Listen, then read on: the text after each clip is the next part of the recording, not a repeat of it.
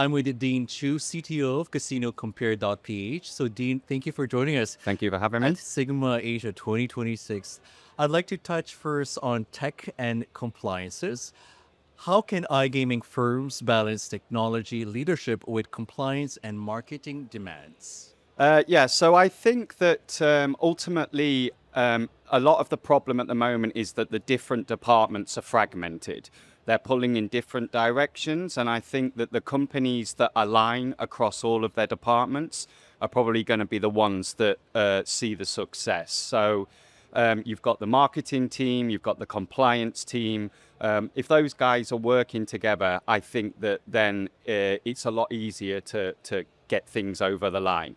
And at the moment, I kind of feel that everybody's a little bit competing internally. You've got budgets going to marketing, budgets going to compliance, that sort of thing.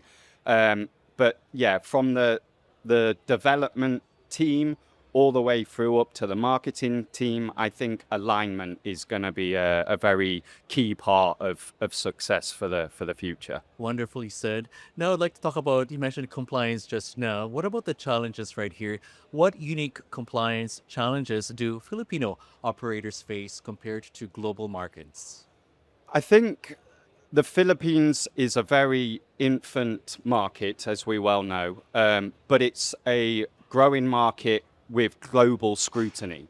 So we have a lot of changes in the regulation with PAGCOR. There's the shadow of the POGOs leaving. So there is that scrutiny of is this company, is this operator, are they legitimate? Are they PAGCOR licensed? So I think the challenges are educating the users, making sure that the operators come across as trustworthy, making sure that KYC, other compliance is very clear to the user, so that they understand, that they're visiting a website and a gaming platform that they can trust. Yeah. Yes. Well, that leads us to player protection now. How can operators integrate player protection and education into their platforms? So I think that there's been a tendency in the past to sort of just put that as a footnote. And I think that it needs to be front and center. For instance, our website, Casino Compare.ph, we have placed the trustworthiness, the compliance, the EKYC front and center. And actually, we've had feedback from PAGCOR and users themselves that is a very important part of the journey, the user journey.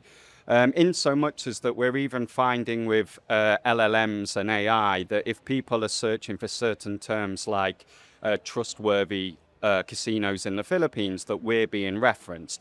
All of that is to say that I think that all players in this industry, they need to make this front and center, because what I mentioned earlier, the shadow of the POGOs is still looming large, and there is a lot of trepidation about, is this legit? Is my money going to be safe? That sort of thing. Lots of transformation, lots of trust issues as well too. I'd like to talk about the future of iGaming.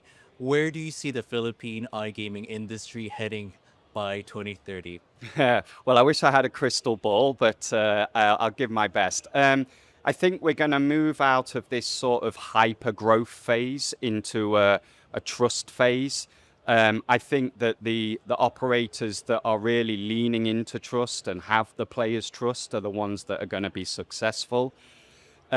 Ultimately, I would imagine that we're going to see a similar playbook to the more mature UK, US, European markets, where the larger operators acquire the smaller ones and their user base. It's going to be the people that are front and center, that users know they can trust. And ultimately, the whole acquisition thing, I'm not sure if that's a good thing or not, but we'll see. Lots of changes. Thank you for the great insights, Dean. Dean Chu, CTO, Casino Compare.ph. Thank you. Thank you for your time. Thank you.